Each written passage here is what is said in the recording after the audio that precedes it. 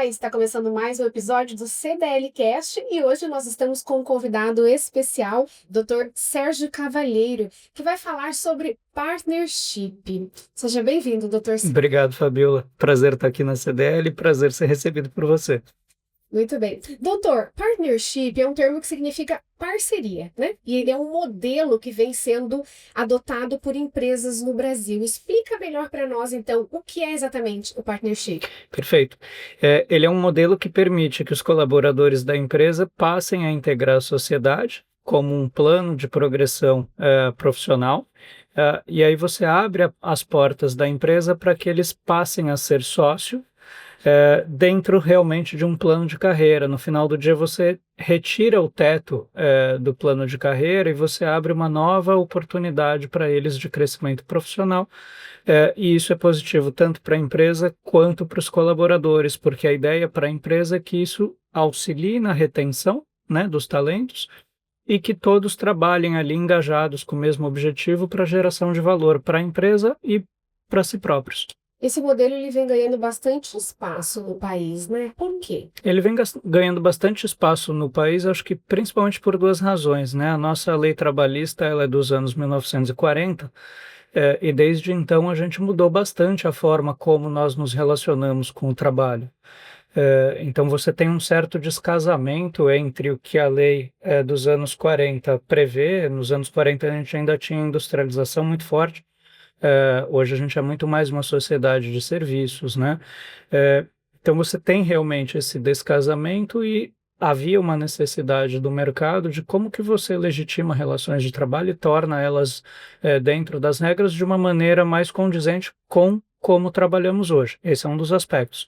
Segundo aspecto, eu acho que todos nós passamos também a nos relacionar diferente com o trabalho. A gente tem uma busca talvez maior do que a gente chama hoje de propósito em comparação ao que nós tínhamos nos anos 40 e antes, quando as pessoas trabalhavam, né? Então, acho que a força de trabalho hoje, ela procura achar um valor maior, principalmente quem tem vontade de progredir profissionalmente, naquilo que está fazendo e sentir que genuinamente está contribuindo ali para o desenvolvimento não só próprio, profissional, mas daquilo que ela faz parte. É quase que um senso de comunidade um pouco mais sofisticado em comparação ao que a gente tinha antes, né?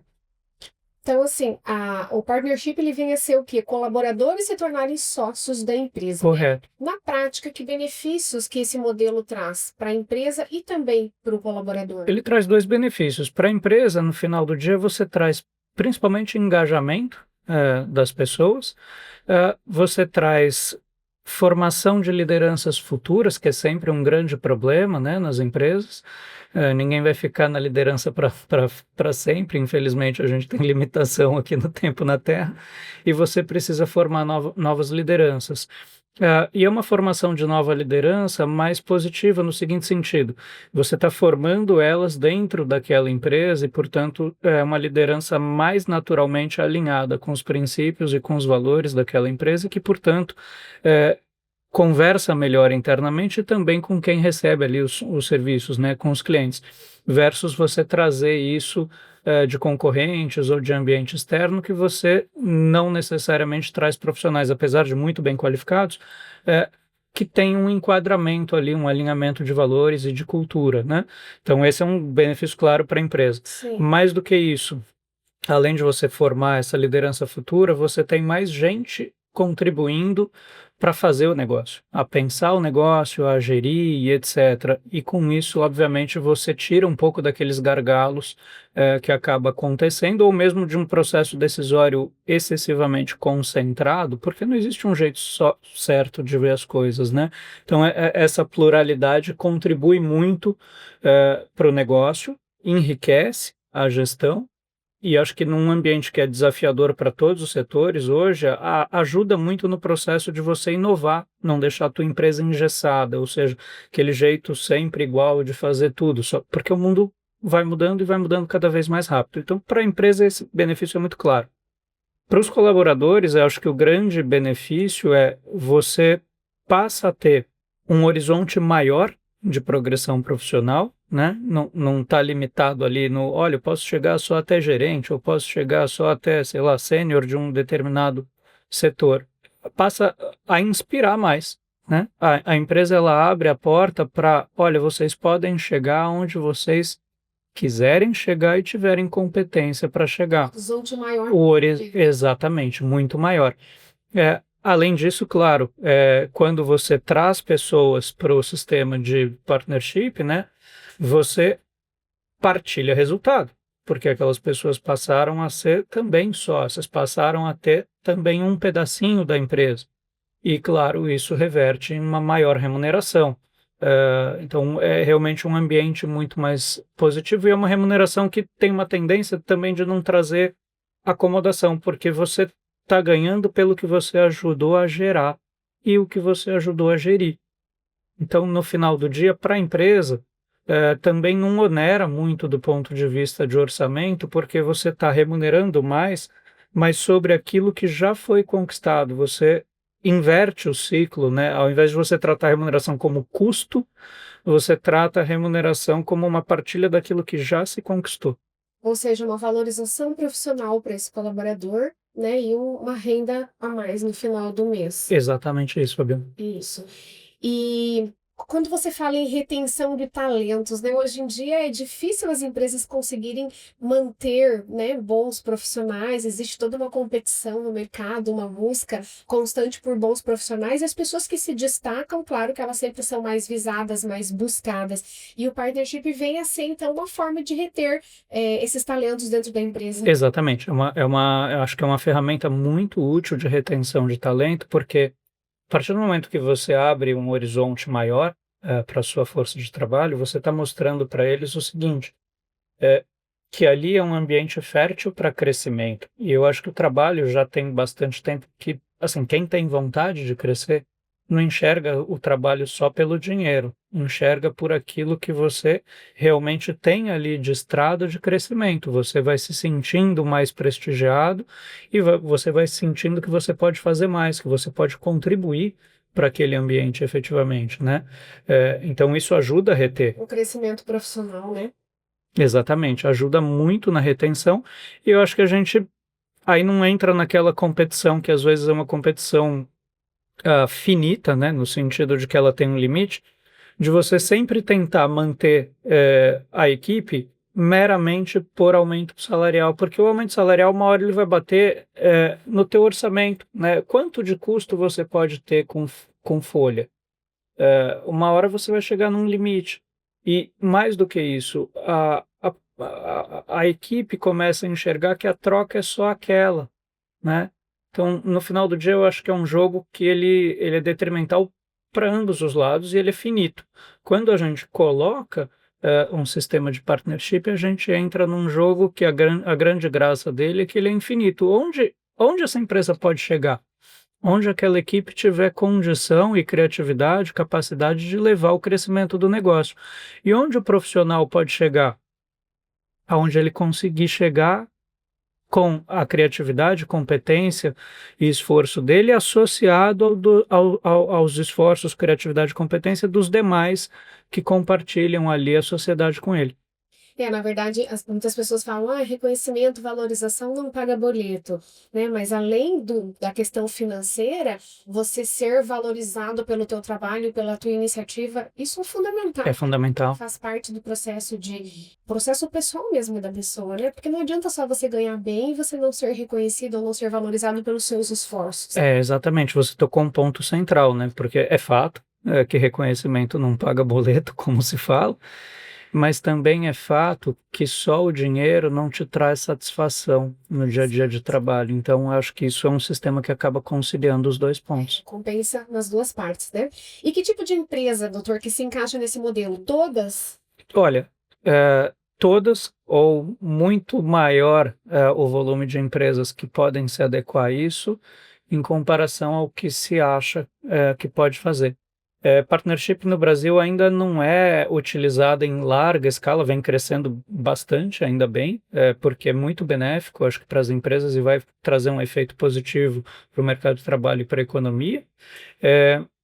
E em alguns momentos existe uma mistificação de que isso era só para empresa muito grande, para empresas mais do setor de serviço, etc.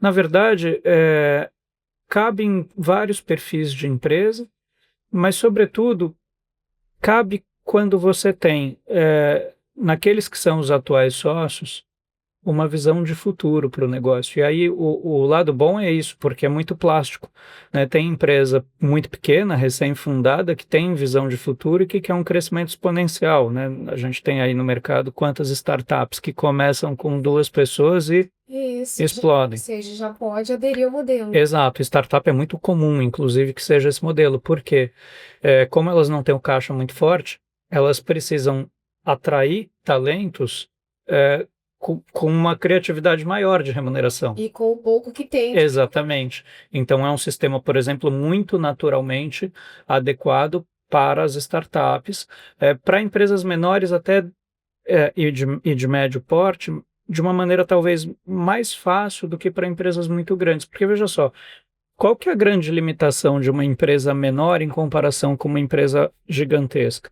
Às vezes não é criatividade, não é competência, não é nada disso, não é a forma como ela enxerga o mercado. Às vezes é dinheiro. Às vezes você não tem dinheiro para atrair os melhores talentos ou para mantê-los. É um problema orçamentário, porque você ainda precisa fazer o ciclo de crescimento.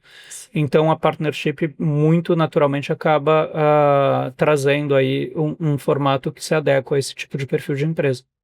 A gente percebe também, doutor, que às vezes os grandes empresários, e aí vamos falar de empresas maiores, eles também estão assim sobrecarregados de tantas responsabilidades, de tantas funções, e às vezes eles têm essa necessidade de ter alguém ali junto para partilhar essa carga de trabalho, né? E aí esses profissionais, esses colaboradores, eles vêm a somar, porque eles também são sócios, então eles também passam a ter, né, essas funções, essas responsabilidades também partilhada com o proprietário, né? Exato, é muito bem colocado esse ponto, porque assim, quando você tem um poder muito concentrado, né, em um membro ou em pouquíssimos membros numa determinada empresa, a gente não tem como escapar muito de uma característica natural de quem está ali nas posições maiores ou principais de uma organização, que é solidão, né?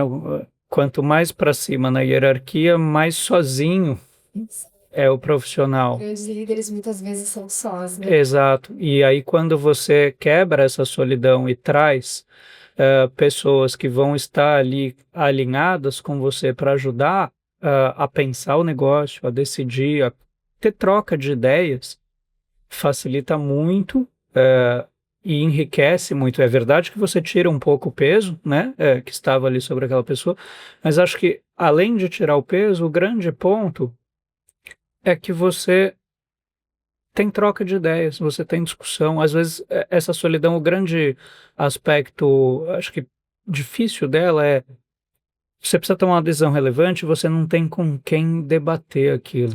Exato. Então, isso ajuda Vai muito. além do delegar funções, né? Uhum, Vai partilhar exatamente. aquela opinião ou aquela ideia com os sócios. Exatamente. Que bacana. Doutor, existem alguns cuidados jurídicos ou contábeis que as empresas precisam tomar se elas decidirem por esse modelo? Existe, na verdade, alguns, mas se você tiver uma boa assessoria jurídica, uma boa assessoria contábil, e mais do que isso, se eles trabalharem em parceria, é, é um processo que ele evolui de uma maneira razoavelmente simples, mas os cuidados são: você precisa alterar contrato ou estatuto social, você precisa fazer um plano, né, de partnership, desenhar a matriz. Olha, para minha empresa, como que vai ser? Como que é essa régua de progressão? Quanto tempo de casa a pessoa precisa ter? Quais qualificações? Que alinhamento de princípios e valores que a gente espera de quem vai se candidatar a esse sistema? Aí você, claro, precisa ter acordo de sócios, porque aquelas pessoas vão entrar na sociedade, então você precisa deixar muito bem amarrado o processo decisório, como é que funciona depois se alguém quiser sair, e outras questões societárias, tá? Então isso é realmente muito importante. E a contabilidade, lógico, precisa acompanhar isso, né? Quando você vai fazer os lançamentos contábeis, você precisa ter muito bem espelhado aquilo que é o desenho que se atribuiu. Sobretudo, é um trabalho de natureza societária e contábil. E, claro, para aqueles que estão saindo da função CLT para entrar nessa posição, você tem que também cuidar das formalidades trabalhistas para não deixar nada mal feito ou solto e eventualmente trazer um problema lá na frente. Então, sim, é essencial que você tenha uma assessoria jurídica e contábil qualificada. E mais do que qualificada, Fabíola, acho que é uma questão assim que ela tenha uma conversa muito direta, uma boa interação com os sócios e com a administração da empresa, para entender por que que eles estão querendo fazer aquilo, qual que é o espírito daquilo para aquela empresa e trazer uma solução específica. Ou seja, qualquer empresa pode aderir ao modelo partnership, Sim. mas ela tem que estar alinhada com o seu jurídico, a sua contabilidade, para que esse processo aconteça de uma forma prática e também correta, né? Para Exatamente. que não venha a ter problemas futuros, né? O senhor acha que esse modelo é uma tendência irreversível para as organizações brasileiras, para as empresas? E se o senhor pudesse dar um conselho hoje para um empresário que gostaria de saber melhor sobre ou até implantar esse modelo na sua empresa, o que o senhor diria? Olha, eu acho que ele é um modelo que ele veio para ficar, então nesse sentido sim, ele é irreversível. Por que isso? Primeiro porque a gente ainda tem esse conflito, né? O que que diz a nossa lei trabalhista e como que é o ambiente de trabalho atualmente, como eu comentei no começo. Esse conflito acho que a gente não tem no horizonte uma expectativa muito clara de que ele vai se dissipar. Porque, veja, poucos anos atrás a gente teve uma mini reforma trabalhista, mas essa mini reforma trabalhista ela foi se esfarelando nos entendimentos aí do judiciário a respeito do tema. Então você ainda tem um choque ali de como é que a gente transiciona deste mundo mais formal e mais antigo de relações de trabalho para esse mundo mais moderno, porque talvez a justiça ainda esteja dentro de um dilema de que, mas existem valores e direitos aqui a serem preservados, enfim, é um conflito natural, um momento de mudança. O problema é que a sociedade não para de evoluir e a forma da gente se relacionar com o trabalho não para de mudar. E a gente teve uma aceleração muito grande nos últimos anos com relação a isso. Então é um modelo que veio para ficar porque ele realmente entra ali como uma ferramenta muito importante para solucionar esse conflito entre dois mundos, equalizar aquilo de uma maneira que deixa todo mundo bem amparado e sem problema para nenhum dos dois lados. Então, nesse ponto, sim, acho que veio para ficar. É um sistema que cabe para todos os colaboradores? Não, evidentemente não, mas isso também é muito natural, né? Não é todo mundo que tem propensão para cargo de liderança, às vezes não é nem questão de qualificação técnica, às vezes a pessoa não quer aquilo, exato, não quer aquilo para a vida, perfil. Mas sim, é um modelo que veio para ficar, até porque ele é muito mais amoldável à realidade específica de uma determinada empresa do que uma lei. Ainda que a gente melhore muito, faça uma super reforma da legislação, a lei ela sempre tem o espírito de acobertar todo mundo, né? Então ela é muito mais genérica. O plano não, ele é específico para aquela determinada empresa. Então, nesse sentido, ele vem realmente para ficar. E o conselho para o empresário que quer dar esse passo? Olha, o principal conselho para ele é talvez um conselho de autorreflexão. Como que ele vê a empresa dele dali a 3, 5, 10 anos? Como que ele vai fazer o crescimento dessa empresa? Porque, essencialmente, a empresa é feita por pessoas, né? Não é só capital. Como que ele se vê profissionalmente nessa curva de tempo, né? Quanto de dedicação exclusiva ao negócio, a toda aquela responsabilidade, ou quanto de isolamento ele quer deixar de ter, e como que ele vê a maturidade da força de trabalho dele, né? Porque tem empresa que já tem isso muito pronto. Você já tem ali gente na equipe que maturou, o empresário já entendeu que, puxa, sei lá, já estou com 50 e poucos, 60 anos, apesar de ser jovem, mas ele também quer balancear um pouquinho, Sim. né? Não quero ficar 100% do tempo em volta ao trabalho, quero aproveitar um pouco a vida. Dividir um pouco as demandas. Exatamente, dividir um pouco as demandas. Então, é muito isso, é quase que um processo primeiro de inflexão pessoal do líder e do líder com relação ao olhar dele para a empresa E a partir daí vai evoluindo mais naturalmente, né? Porque quando você faz isso, você entende o que que você quer para a empresa, o que que você quer para a sua posição, e acho que é muito natural que ninguém queira não ter o negócio crescendo, ter desafios de caixa muito grandes ali atrelado à retenção de talento, né? Então você procura uma solução um pouco mais natural para isso. E mais do que isso, acho que todos nós sabemos que nós somos finitos, né? Que você, por melhor que seja naquilo que você já fez e sinta a energia para fazer muito ainda, um dia vai chegar a sua vez de precisar passar o bastão. É melhor fazer isso planejado do que, de repente, você nunca pensou nisso, chegou numa limitação física, ou de saúde, e aí você deixou ali uma empresa que não vai perenizar, você não deixou o legado, né? Você não construiu a rota de futuro dela. Isso aí, doutor. Então, assim, esse modelo ele não é novo, né? Mas ele vem crescendo, vem se expandindo cada vez mais, porque ele encaixa com esse novo modelo, né? De empresa, de negócios, com essa modernidade, com essa forma de trabalhar diferente, né? Então, acho que foi muito legal a tua participação. Queria agradecer, Obrigado. falar sobre o partnership, né? Para as pessoas que não conhecem. E o senhor esteve, inclusive, no nosso evento, Conexão Wolf, levando esse tema, né? Muito bacana para os nossos associados e todos os empresários da cidade que participaram do nosso evento. E só te agradecer pela tua presença. Imagina, eu que agradeço o convite, prazer estar aqui com vocês. E mais uma vez, deixo aqui uma nota super de agradecimento e positiva sobre o maravilhoso evento que vocês fizeram. Ai, obrigada, obrigada. E o senhor foi um dos personagens que brilhantou o nosso evento. Imagina, o evento, o crédito é todo de vocês. Imagina. Muito obrigada, doutor. Obrigado. Para você que nos assiste, obrigada pela atenção e até o próximo CDLcast.